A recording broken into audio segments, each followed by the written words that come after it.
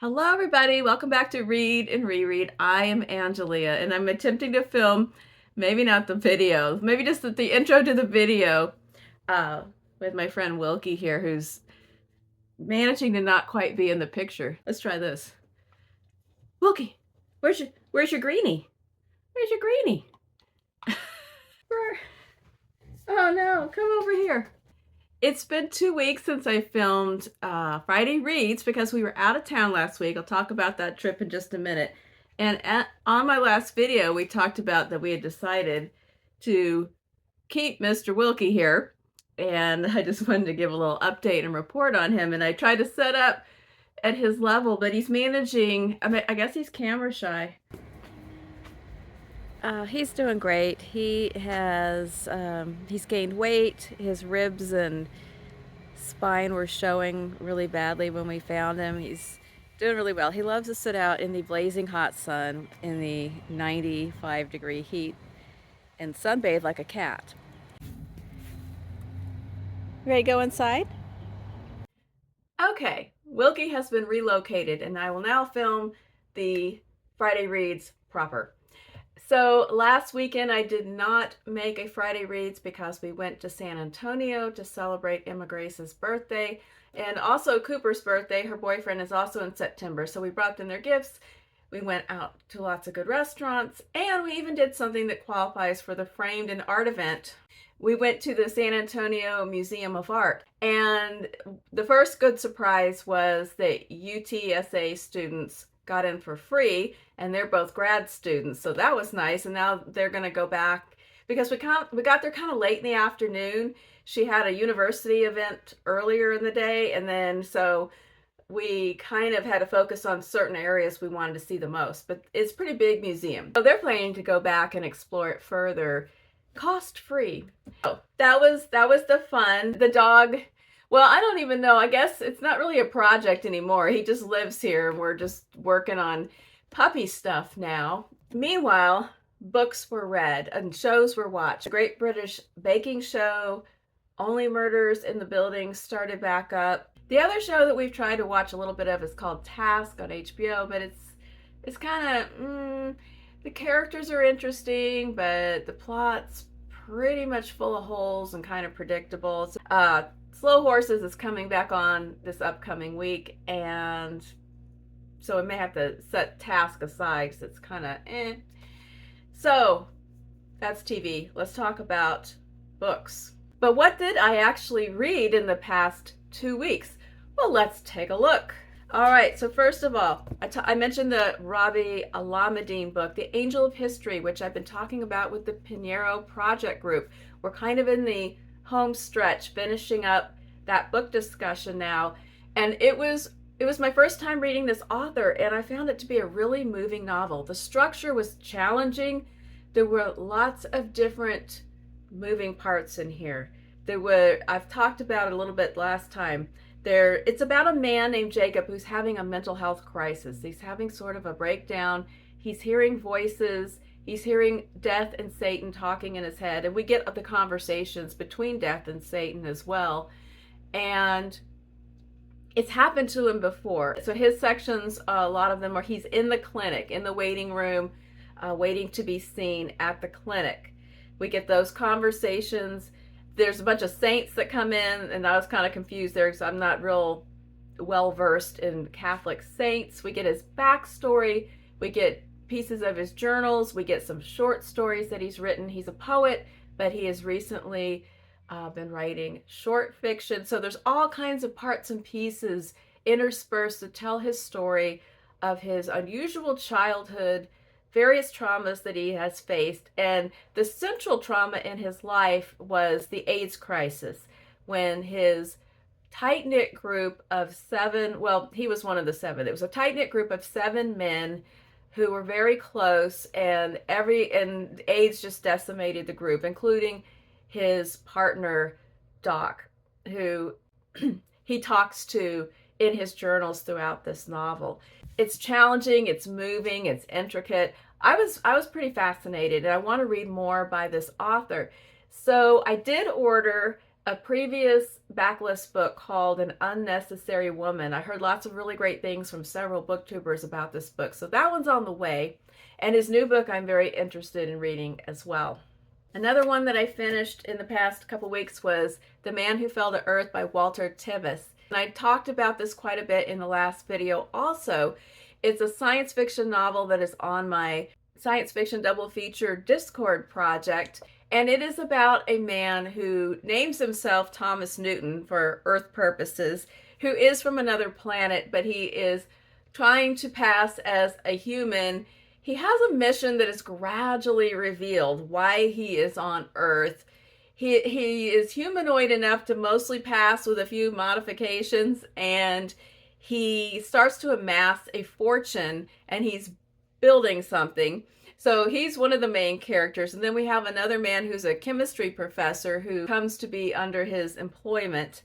And then there's also a woman who helps out Thomas Newton at one point when he is injured and sort of becomes a housekeeper, assistant, companion, but not in a sexual way. And the thing about this book, I didn't know where the plot was going because it's revealed quite gradually. That was pretty interesting. The plot was offbeat. I enjoyed it. The characters were odd. I enjoyed them. It was dated. The way women are portrayed in the book, very dated. And everybody was drunk all the time. All the main characters just drank and drank and drank.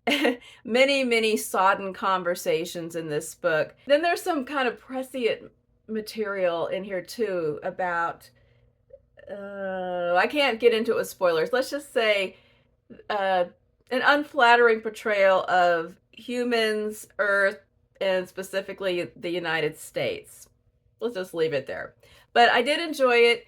I wouldn't say it's a science fiction must-read or all-time classic, but it was quite interesting, offbeat, and enjoyable. Another one that I finished that was also written in the 60s was the play Rosencrantz and Guildenstern Are Dead. This was the other play for the month in my other Discord project, Endless Drama. And we're doing 2 plays a month. I promise next year it's going to be 1 play a month. I've already made that executive decision.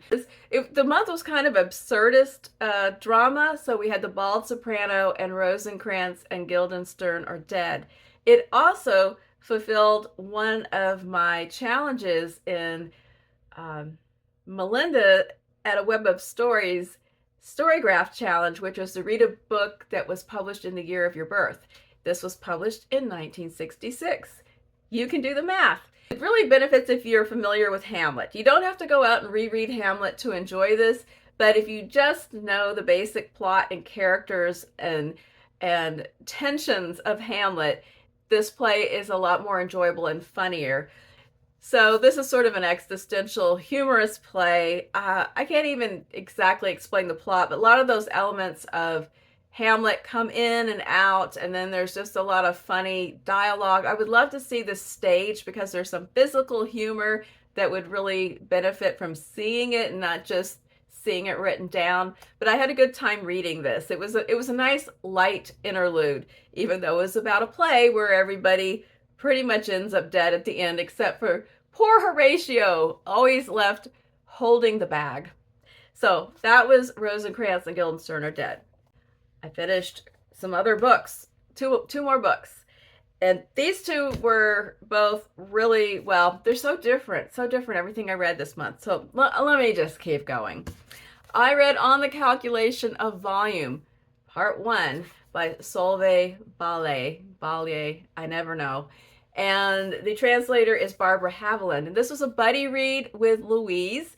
And she had read it before, but she wanted to read it again before reading the second book, which I hope we'll be reading soon. I think everybody's heard about this by now. It is about a woman who wakes up and keeps having November 18th over and over and over. And she's always trapped. She sees everyone else doing the exact same thing every time on November 18th. She can make changes and do different things, but the outcome never changes. The next day it's November 18th again. She was supposed to be on this little business trip. She and her husband sell antiquarian books. She was supposed to go to an auction. Well, she did.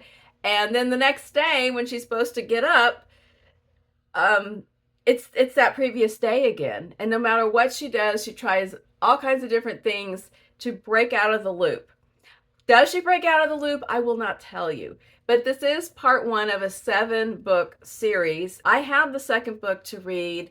I can't really say anything more about this. It's a short book.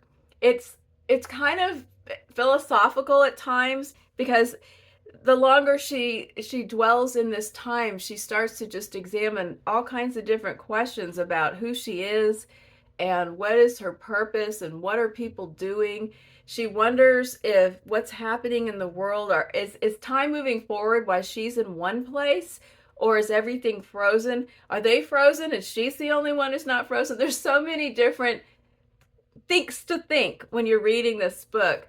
It's not really a book of action, it's more of a book of thought, but I found it quite interesting, and I do want to go further and see what happens next.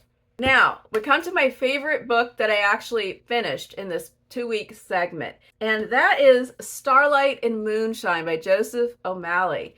So I talked about when this book arrived that Joe O'Malley is a booktube friend of mine and of many of us.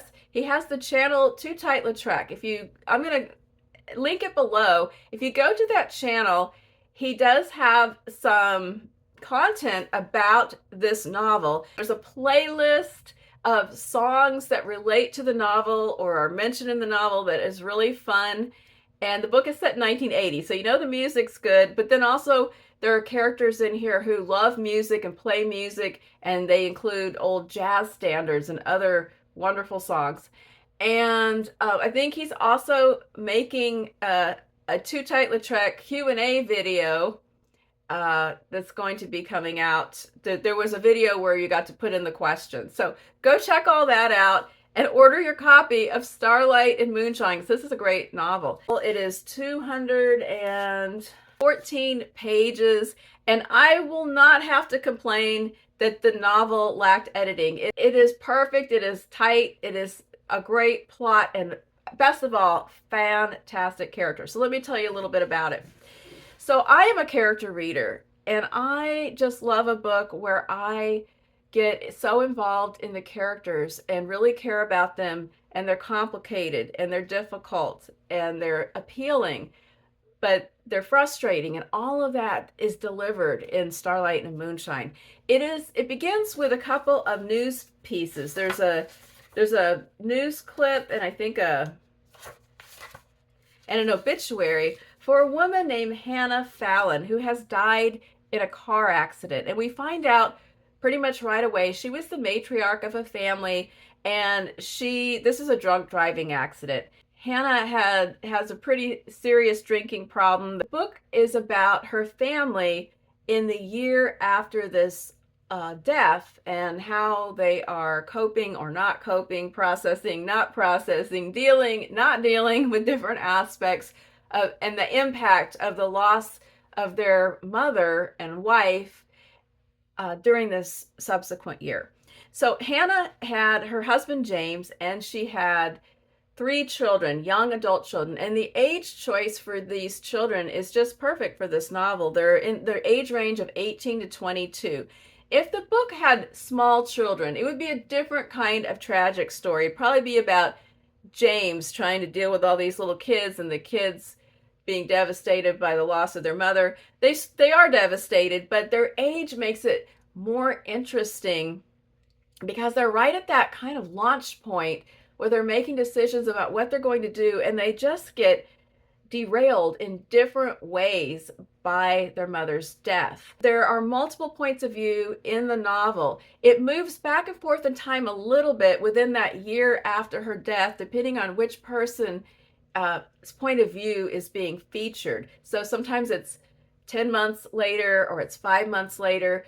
One person narrates what happened right after it happened, but she's telling the story from years later. So I love that in a book, when there's the time sort of moves and we go from person to person. I'm so down for that kind of book. And these characters, I just loved these people. We get to hear from Colleen, Mary, and Jack, the three children, and they're struggling. They're very distinct and different, and I don't want to give too much away because it is a short novel, but they just have different goals, different struggles, different either actual obstacles or self-imposed obstacles. Their relationships with each other are really satisfying. And then I haven't even mentioned my favorite character in this book, who is Addie, their aunt. Addie is their father James's sister, and she is a remarkable character. She is this difficult, thorny, passive-aggressive person. I just loved Addie. We see her presented from the children's point of view, and she just seems like the most aggravating, just irritating person. She shows up at dinner night after night and complains about the cooking and the food, but somehow she magically appears right when there's going to be dinner. She always has these little digs and these little pokey things to say. And then we eventually get to her narrative, and the lens just shifts. And it's not that all the other stuff was untrue or unfair. It was entirely fair, but there's just all these extra dimensions. Let me just read one little passage, and this is from Colleen. Colleen is one of the sisters. She loves to sing, but she doesn't really have a good outlet for doing that, and she has been caught shoplifting. She's been shoplifting for a long time. She steals stuff, and then she gives it away as gifts at work, and it doesn't take long in this book before you see some personality parallels between Colleen and Addie, but Colleen would really not want you to point this out. But this is Colleen describing Addie coming to dinner. This is after she got busted for shoplifting, and she knows Addie's going to have something to say about it. The next night, Addie was in the kitchen again, plopped in her spot, waiting to be fed and giving advice as though she was doing us some big damn favor. But she didn't say a word about the shoplifting. She saves things like that for special occasions to hit you with when you're low so she could really grind it in, or when you're up so she can knock you down. I just came by to say hello, she said, by which she means to eat and be nosy and babysit grown adults while Dad is off doing whatever he does when he's not home. Had Dad's avoiding us been something serious, Addie would never have been able to keep her trap shut about it. And indeed, Addie does save up little nuggets and just kind of throws them out like darts at the perfect or maybe the worst moments. But we get so much more insight into her and the way she thinks about herself and the way she would portray herself in her section of the book. And then they're all very concerned about the father, who has kind of distanced himself. Seems like he just can't interact or deal with anybody else, especially his family, and just keeps disappearing for long jags of time. And so it's a very realistic portrait of a family who is grieving, and as you know, everybody grieves in different ways at different speeds, and we have like a zillion different ways to cope, well or not well. And then there's just, no, I can't tell you, but the one when Mary tells her story and she's from farther in the future, you get some other insights into how things eventually played out. And okay, it's just emotionally so satisfying. Great tight plot, wonderful characters. I couldn't put it down. I read this book so fast that I need to read it again so I can slow down and enjoy more about the relationships in this book. But Starlight and Moonshine, I loved it. I'm so glad Joe wrote this book and shared it with us, the world, and I hope you will try it as well. And I will link also, Brian at Bookish did a dedicated video of his review of Starlight and Moonshine, which is also a really great video, so I'm going to put that in as well. That brings us up to currently reading. So I've been reading my 30 Stories in 30 Days project, and now I forgot to look over and to pick out a favorite from the past 2 weeks, but there's just been a lot of good ones.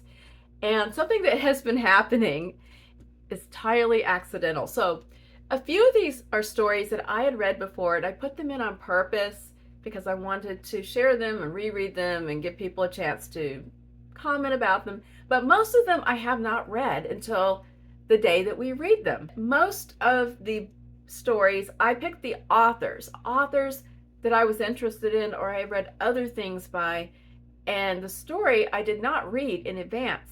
And I cannot tell you how many of these stories ended up having some sort of prescience. Either they were dystopian when I didn't know they would be. Some of them are people not known for science fiction, and then all of a sudden this story is speculative, like the Tommy Orange story. There's just something about the plot and the situation that's unexpectedly like a commentary on current times and tensions. So that was entirely unplanned, but it's an interesting effect to observe. And then books that I'm currently reading. I kind of suffered a bit of a reading, not a slump, but a little bit of a reading attention span crisis this week. And I felt the pressure of too much juggling, and one book has kind of suffered. So right at the moment, I have set aside The Director by Daniel Kehlmann. I did start it. I loved the first chapter, and then I got lost in the next couple chapters. And this is a book that is the October selection in the Reading the Globe project hosted by Rosencrantz. I do want to come back to it, and I may pick it back up in this coming week if I can calm my brain down a little bit and focus. And I did hear some encouraging words about how the story is about to shift into another location and kind of pick up the pace. It might be easier for me, but I got lost. All of a sudden, there was a zillion characters and names, and my brain couldn't focus, and I was thinking about other things, and I thought, oh, I'm gonna mess this up. I need to just wait and see if I can settle down a little bit and then try this book again. So I just barely started it, and then I moved over to try to read through some other things that I had going as well. But it is a story. It's a historical fiction book based on an actual film director who leaves Germany before, maybe, I don't know if it's before or during World War II, but he flees Nazi persecution, goes to Hollywood. He's a big deal in Germany, but when he goes to Hollywood, he's not such a big deal. And then he finds out that his mother in Austria is ailing, and he goes back, and he ends up being pressured by the Nazis to, I think, make propaganda films. I think that's what's going to happen. And so the plot sounds great. It's me. It's a me thing, a timing thing. So I'm hoping I can pick it back up, but I stalled. I am reading and really enjoying The Membranes by Ta-Wei and translated by Larissa, Heinrich. This is a Taiwanese author who wrote this one really well-regarded science fiction book in, I think it's from the 90s, 1996, but it was translated a few years ago. It is weird. I am halfway through. It's very short, and it is bizarre, but I am so hooked on this. So here, imagine this. It's the future, and this time the way that the Earth has screwed itself over is because of the ozone layer and the hole in it. And there's been this terrible wave of skin cancer deaths. It's become the leading cause of deaths and shortening people's lifespans. And so Earth has retreated to under the ocean and rebuilt cities down on the ocean floor. And the story is about Momo, who is a dermal technician, I think is what she calls, dermal care technician. Skin care is extremely important in this future society, and that is what she does. But she is, at the beginning of this story, she describes her skincare practice. She's become sort of a celebrity skincare person, very successful at her salon, but we get a little backstory of how she got there and her fraught relationship with her mother, who she's been estranged with for 20 years. She's 30 years old at the story. And she gives an interview where she says some unflattering things about her relationship with her mother, who is the head of a major corporation. And her mother reaches out and wants to meet her. So that's kind of what's happening at the beginning of the story. And then I'm getting backstory about her childhood. But there's some really strange things at play here about human bodies, gender, and what may have happened in Momo's childhood. There's some there is a jarring reference to some animal cruelty at the beginning. Momo isn't the one who did it, but there was something that threw me off briefly, but I moved on. And then there's the world is strange. Things are mentioned in passing that I go, wait, what? Hold on, back it up. What's that? What's going on there? So I'm really into this, and I don't know what is happening exactly with the plot. I don't know where we're moving toward, what's going to happen when she meets her mother. She's still seems like she doesn't have an entire grip on what occurred to her as a young child. Either that or she's just revealing it gradually. Very, very strange. Membranes, the word membrane is mentioned many, many times in many different ways in this book. Some of them are actual membranes, like this special skincare layer that she puts onto all of her clients that at first just sounds like a nice protective moisturizing kind of thing, but it's a lot more. And then it's also referred to like the membrane, like what is between these people and the ocean and the upper world and the ozone layer that got destroyed, and invisible psychic membranes where Momo separates herself from other people. She's very guarded. She's very introverted. She kind of creates imaginary membranes. So it's very interesting. So I will report back next week when I have finished the book. And I am also, I think I'm near the end. I can't tell because it's on my iPad, but I'm reading As You Like It by Shakespeare for the Bard Room, and it's a fun one. It's light. People are romping around in the forest in disguises. We've got a woman disguised as a man trying to convince the guy she's in love with to practice and pretend as courtship with her in her guy disguise, when the actual her is who he's in love with. I mean, it's just silly and fun. So I'm reading that. And then coming up, we're coming into the later part of the month, and I have some things I really need to attend to. I for sure need to read my nonfiction selection of the month, which is also my framed in September book selection, which is All the Beauty in the World. So I'm going to be starting that either this weekend or right after the weekend. And I have my accompanying Met guide, upside down, my Met guide to enjoy reading while I read this memoir about a man who left his work to become a guard at the Met in New York City. Also on deck for my consideration in this week ahead is I've got On the Calculation of Volume 2. I need to see if Louise wants to read this with me or when we want to read it. I've got Seascraper by Benjamin Wood that is on the Booker list, and here's my copy, and I really, really want to read this somewhere in this Booker time frame.